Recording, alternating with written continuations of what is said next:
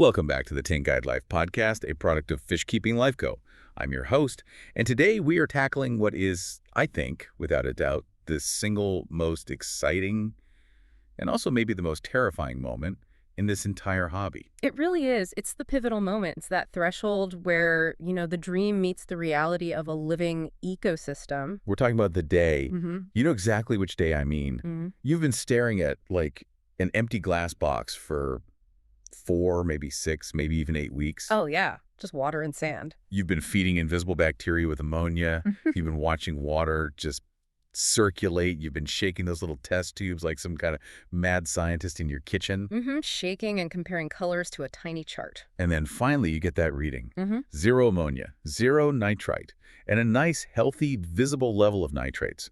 The cycle is done. The empty glass box phase is, officially over. It's a huge milestone. It really is. It's like graduation day for your aquarium. It is. And the urge, it's this overwhelming, almost primal urge, is to just run to the store or get online and buy everything that catches your eye. Just fill it. Fill that tank up until it looks like a chaotic, beautiful underwater city. And that, right there, that impulse, that specific moment, that is the single most dangerous moment in the entire hobby. You are such a buzzkill. I'm trying to celebrate a victory here. We finally did it. I know. And I'm not trying to kill the joy, believe me. The joy is why we're here. We do all this work to see life in the tank. Right.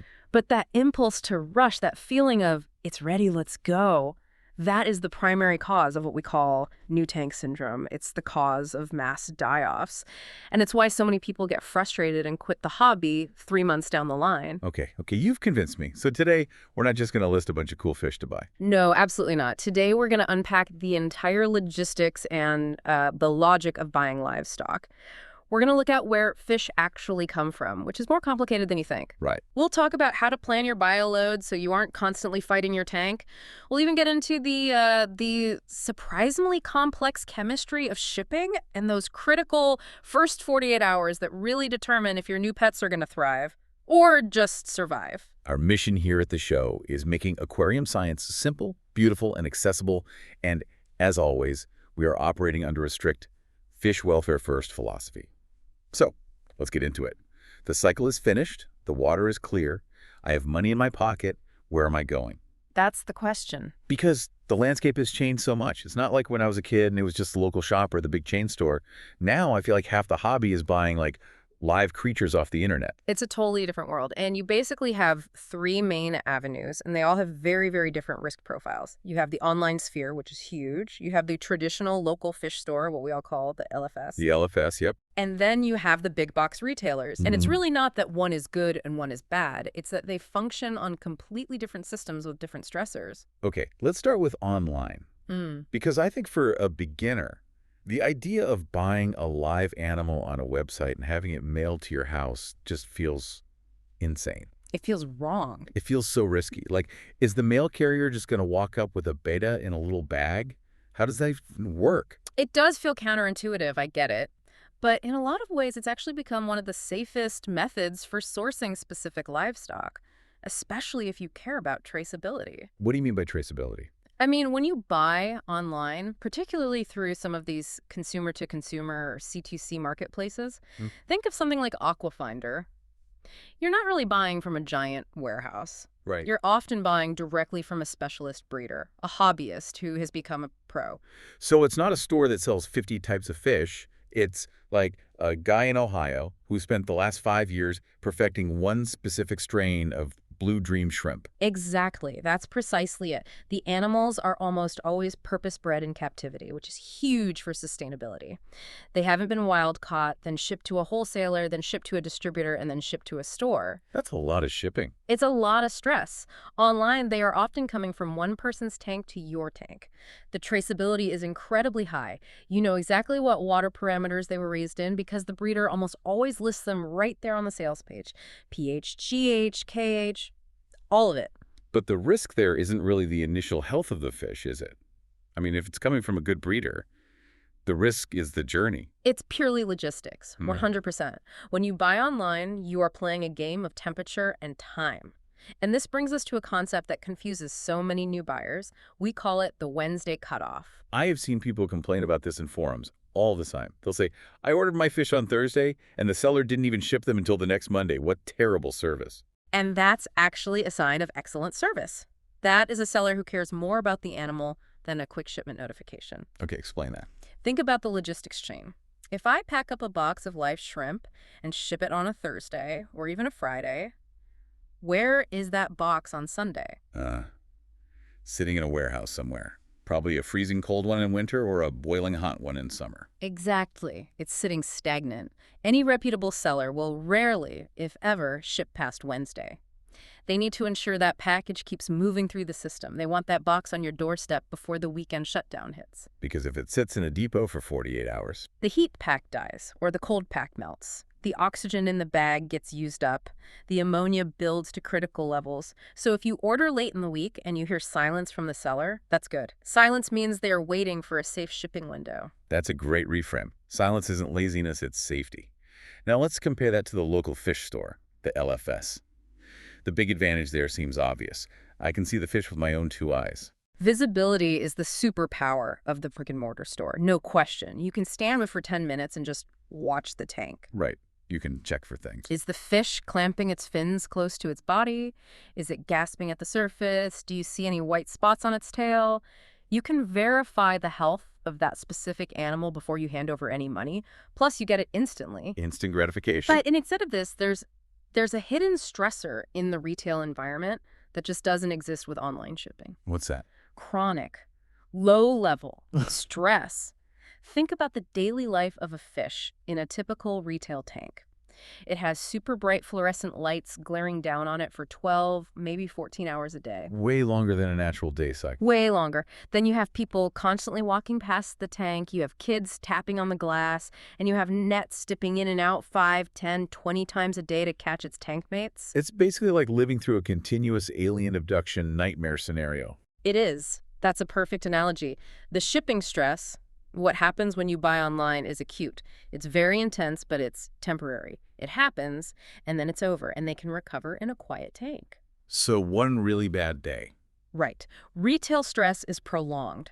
A fish might sit in that store tank for 3 or 4 weeks under constant low-grade cortisol spikes. So even though the fish looks okay when you buy it, its immune system might be severely suppressed. That's fascinating. So online is one bad day, and retail is potentially 3 weeks of anxiety. Roughly, yes. It's a different kind of risk.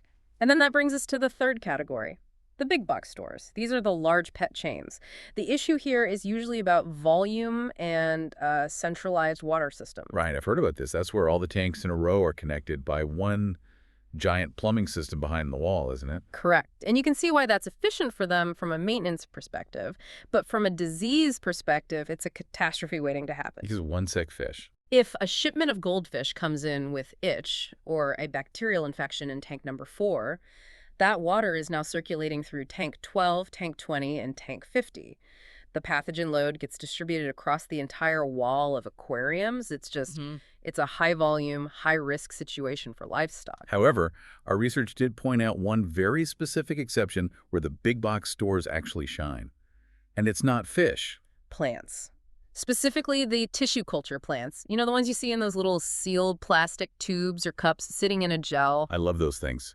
They're absolutely guaranteed to be pest-free. They are completely biosecure. Because they are grown in a sterile lab environment, you know you are not bringing pest snails into your pristine new tank. You're not bringing in algae. You're not bringing in parasites like Hydra or Porneria. That's a huge bonus. It's massive. So a big box store is actually a fantastic, safe place to buy your plants, as long as you stick to the sealed tubes. Just maybe don't buy the fish from the tank right next to them without a very serious quarantine plan. Okay, so we know where to buy from and the different risks involved. Now we need to figure out what to buy. And this is where I want to pick a fight with a rule that I learned when I was like 10 years old. Oh, I know where this is going. The 1 inch per gallon rule. Ah, the zombie rule. It refuses to die. But it's so catchy. It's so easy. I have a 20-gallon tank, so I can get 20 inches of fish. Simple math. It's simple, and it's dangerously fundamentally wrong. Let's just break it down with an extreme example to show why it fails so spectacularly. Go for it. By that math, in a 10-gallon tank, you could keep 1-inch neon tetras. Okay, that sounds pretty reasonable. I can see that working. Or, By the same rule, you could keep one 10-inch Oscar. Okay, when you put it that way, it sounds completely ridiculous. A 10-inch fish couldn't even turn around in a 10-gallon tank? It's cruel. Exactly. It fails on a spatial level. But even if you take less extreme examples, it fails because it completely ignores the concept of bioload. Bioload. Let's define that. It's not just about size, right? Not at all. Bioload isn't about physical length. It's about the animal's mass, its activity level, its metabolism, how much it eats, and critically, how much waste it produces. A 1-inch neon tetra is a slender, low-waist little fish. A 1-inch baby goldfish Oh boy. is a thick-bodied, messy poop factory that produces a massive amount of ammonia for its size. They're both 1-inch, but that little goldfish has probably 5 times the bioload of the tetra. So we need to stop measuring our tanks in inches of fish and start measuring in, what, units of waste? We need to measure biological impact. And this is why on the show and on the website, we push a tool like the Stocking Advisor so hard. We didn't build it to be a simple calculator. We built it to model an ecosystem. Right. Referencing the Stocking Advisor on the website, one of the first things it asks for is your filter model. Right? That's something the inch per gallon rule never, ever considered. It has to. Your tank's stocking capacity is directly tied to your filtration capacity. The tool looks at the biological needs of the fish. It flags compatibility issues. Yeah. Like, hey, you're trying to put a known fin nipper, like a tiger barb, in with a slow-moving, long-finned fish like a betta. That's a bloodbath waiting to happen. Okay, that's useful. Or it'll say, you're trying to mix a fish that likes cold, fast-moving water with a fish that needs a tropical, stagnant sauna. It looks at the whole picture. It's the peacekeeper. Yeah. But there's a concept in the research that I found really profound, and it's the difference between visual stocking and biological stocking. This is the #1 trap that almost every beginner falls into. You set up your new 29-gallon tank. It's full of water. You have some plants, some rocks. You put 5 tiny little rasboras in it. Visually, Yeah. what does the tank look like? It looks empty. It looks like a ghost town. You feel like you're wasting all this space. Visually, you are. But biologically, that tank might be working really hard. Remember, you just finished cycling. Your beneficial bacteria colony is not infinite. It is exactly the size it needs to be to process the tiny bit of ammonia you were dosing it with during the cycle. It's a baby colony. It's a tiny fledgling colony. It's just getting started. So if I look at that tank and my eyes tell me I can easily fit 20 more fish in here, my eyes are lying to me. Your eyes see swimming space. The bacteria in your filter see ammonia load. If you add 20 more fish because it looks empty, you've just increased the waste output by, what, 400% instantly? And the bacteria can't keep up. They cannot double in an hour. They reproduce slowly. So the ammonia builds up, the water goes cloudy, the fish start gasping, and their gills get burned. This is why we have a mantra. A cycled tank does not mean a finished tank. A cycled tank does not mean a finished tank. That needs to be on a t-shirt for every fish store. It just means it's ready to start the stocking process slowly. This leads us perfectly into the actual strategy of how to fill the tank without crashing it. You have this concept in the notes called the whispering tank. Right. The tank always tells you the truth, but it usually whispers first. What does that mean? It means that a full-blown biological collapse, new tank syndrome, rarely happens overnight without any warning signs. But the signs are subtle. They're whispers. So what's a whisper? A whisper might be a little bit of diatom algae showing up on the glass. Maybe your nitrates are climbing a little faster than they were last week. Maybe the fish are just breathing a little bit faster than normal. If you stock the whole tank at once on day 1, the tank doesn't whisper. It screams. It screams. And by the time it's screaming, when the ammonia is high, the water is cloudy, and the fish are dead, it's way too late to fix it. So what's the rule? How do we listen for the whispers and keep it from screaming? We strongly recommend the 4 to 8 week rule. You buy one single species group first. Let's say your dream tank has a school of tetras, a centerpiece gourami, and some Corydoras catfish on the bottom. A classic community tank. Classic. You do not go to the store and buy them all on the same Saturday. You just buy the What? tetras. Only the tetras. Just the tetras, a school of 6 or 8. You bring them home, you acclimate them, you put them in, and then you wait. For how long? For 4 to 8 weeks. A month. Maybe 2 months. Yeah. That's profound patience. That is going to be so hard for people. It's the hardest part of the hobby. But here is the why. In those 4 weeks, you're giving the system time to adjust. The beneficial bacteria are scaling up to match the new, consistent waste produced by the tetras. Your plants are getting their roots established and are starting to actively consume nitrates. The whole ecosystem is stabilizing. Yes, and the microfauna, the tiny copepods and infusoria that fish snack on, are populating the tank. You are letting the entire ecosystem mature and prove its stability. Then, once everything is rock solid for a month, you add the Corydoras. The system takes a small biological hit, adjusts much more quickly this time, and you move on. Slow is smooth, and smooth is fast. It's the perfect way to put it. Going slow isn't about being overly cautious. It's about being successful in the long term. Now, there's one group of animals that people always seem to rush, and they do it with the best of intentions. This so-called cleanup crew. Ah, yes. The janitors. Snails, algae eaters, shrimp. I see this post all the time online. Hey guys, just set up my tank. What kind of pleco and how many Nerite snails do I need to keep it clean? The cleanup crew trap. This is a huge pet peeve of mine. We treat these complex, interesting animals like they are little aquatic Roombas. But they clean algae. That's their job, isn't They it? eat algae, yes. But they also poop. A lot. A big mystery snail has a significant bioload. If you add a cleanup crew to a brand new unstable tank, you are just adding more pollution sources to an unstable system.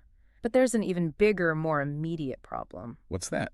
Starvation. Starvation. Yeah. Because the tank is too clean? Exactly. A brand new tank is pristine. It doesn't have a developed biofilm layer on the glass and decorations. It doesn't have soft, decaying plant matter for them to munch on. If you drop a Nerite snail, which is a specialized grazer that primarily eats biofilm and certain algae, into a sterile new tank, what is it going to eat? Nothing. Nothing. It will crawl around for a few days, find nothing, and then slowly starve to death over the next couple of weeks. Wow. So we're starving them because we want them to clean a mess that doesn't even exist yet. Precisely. And referencing the snail welfare and balance source, we have to stop lumping them all together. You have your glass grazers like Nerites. You have substrate sifters like Malaysian trumpet snails that churn the sand. You have detritus processors like mystery snails. They all need food. So if there's no algae, you have to actually feed them. You have to feed your cleaners. You can make something called snello. It's like a snail jello. Or you can blanch vegetables like zucchini or spinach for them. Wait. Snello. Is that a real thing? Oh, it's a very real thing. It's usually a mix of baby food, calcium powder, and gelatin, because if you don't feed them, they die. And a big dead snail hidden behind a rock in your brand new tank is a massive stinking ammonia bomb. Okay, so the takeaway is Yeah. treat the cleanup crew as pets, not as tools. And maybe you wait until there's actually, something for them to clean. Wait for the algae, earn the algae, then get the snail that eats that kind of algae. Perfect.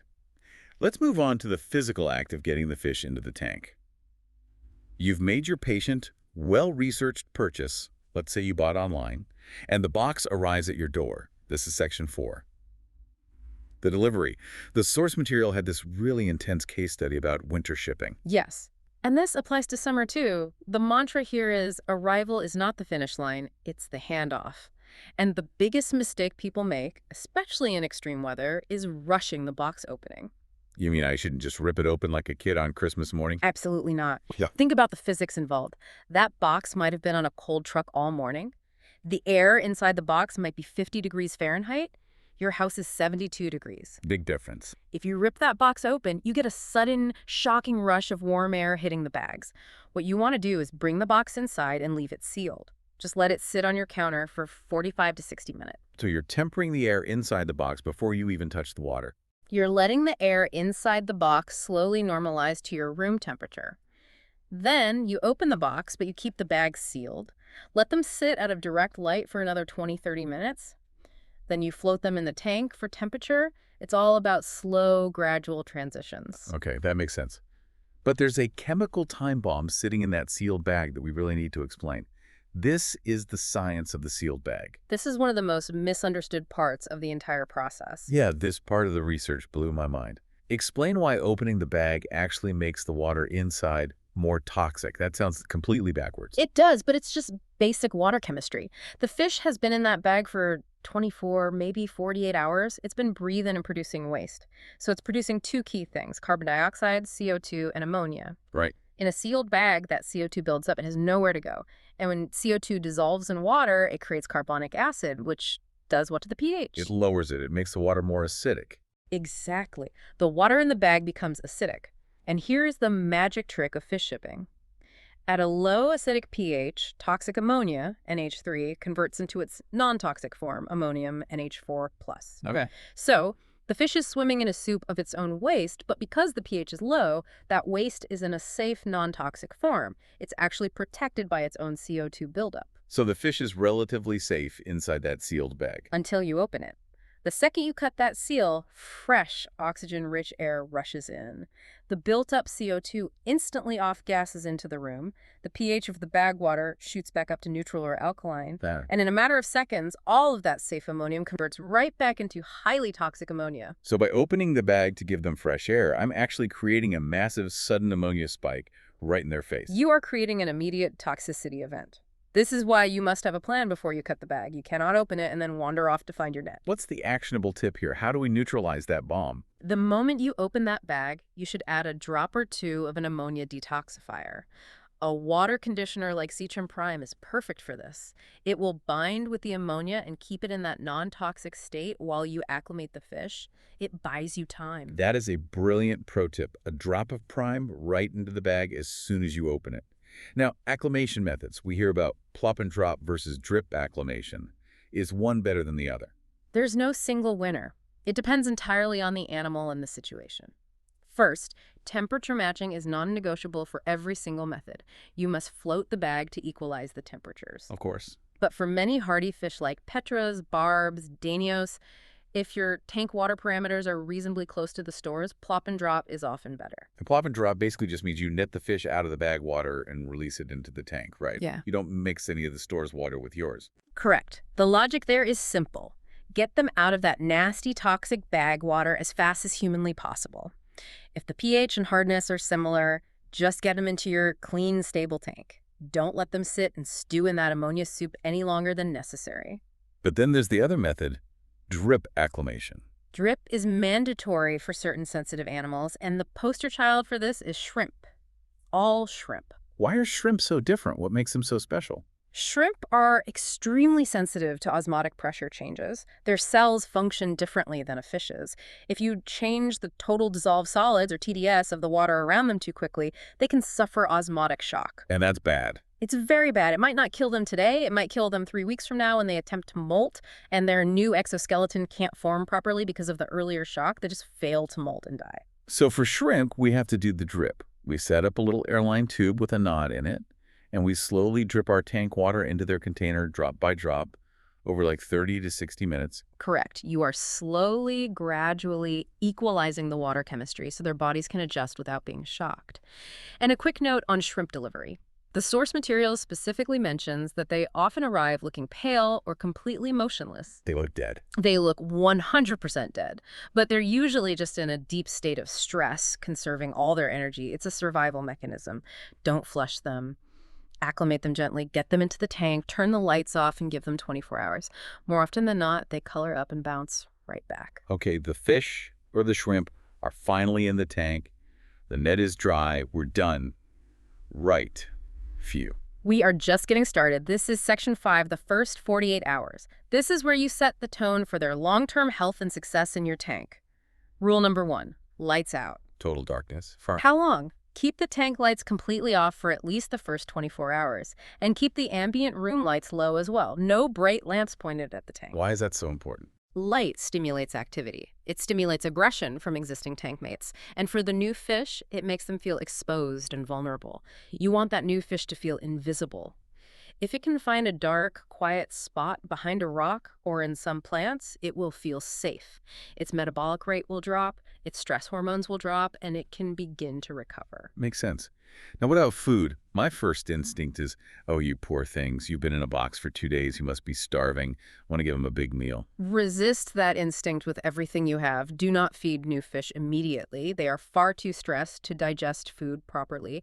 If you feed them, they might eat it, but they could end up with bloat or just regurgitate it, which then pollutes your water. Give them a full 24 hours to settle in before offering any food. What if I have other fish in the tank already? The old guard, so to speak. And now that is the exception, and it's a great little trick. You should feed your existing fish a nice, healthy meal right before you release the new ones into the tank. Well, that's smart. It's the food coma strategy. That's exactly it. You want your old residents to be full, happy, and distracted. If they're a little bit hungry, they're going to see the new guys as either competition for food or, in some cases, as food themselves. If they're full and lethargic, They're much less likely to harass the newcomers. We talked earlier about new tank syndrome. This brings us to the bigger idea of system-level acclimation. Yes, acclimation isn't over when the fish leaves the net. That's just the start. It's not just about the fish getting used to the water, it's about the entire system getting used to the fish's bioload. For the first 30 to 60 days after adding any new stock, you are in a high alert period. So I need to be testing my water more frequently. You need to be testing for ammonia and nitrite every few days, at least for the first couple of weeks. You need to watch for any signs of cloudiness in the water. If the water gets cloudy, say, 3 days after I add fish, what does that mean? That's a bacterial bloom. It means the new bioload from the fish rose faster than your beneficial bacteria could handle. The cloudiness is the bacteria in the water column reproducing rapidly to try and catch up.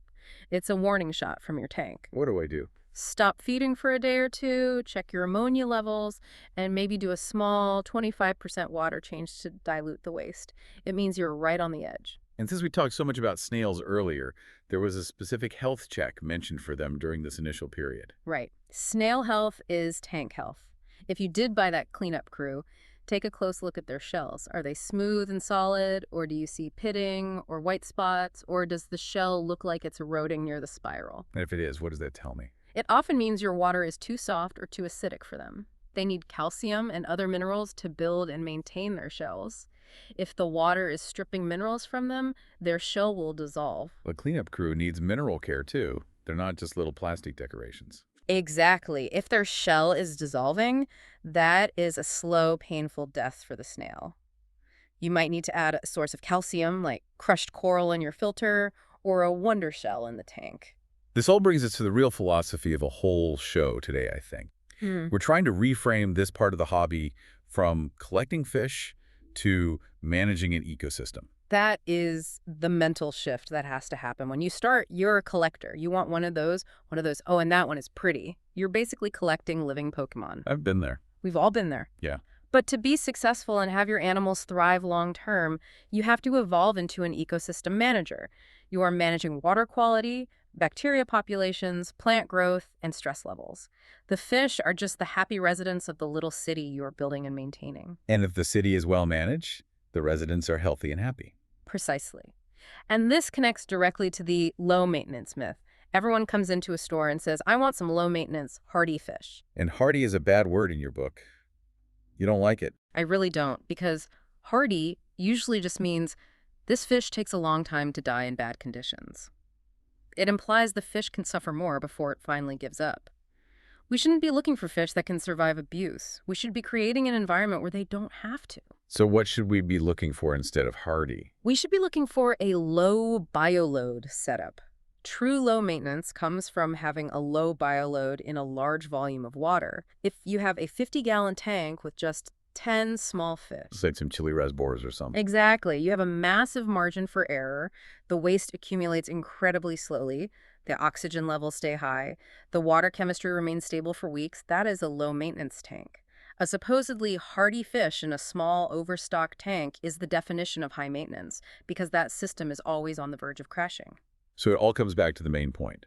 Going slow isn't being cautious, it's being successful. That is the mantra for this whole process. We have covered a ton of ground today. I mean, from CDC marketplace logistics and the Wednesday shipping rule to the literal chemistry of a sealed bag and even a recipe for Snello. We did. If you're listening to this right now and you are staring at that beautiful, empty, cycled tank, just take a breath. You have done the hard scientific work of cycling.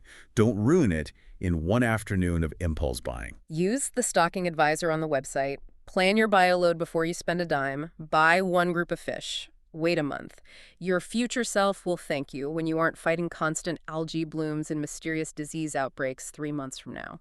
And honestly, share this episode with anyone you know who is just getting into the hobby. We want people to succeed. We want fish to thrive. Yeah. That's what Tank Guide Life is all about. Absolutely. It's about playing the long game, not winning the short one. Before we sign off, I want to leave the listener with one final thought to chew on.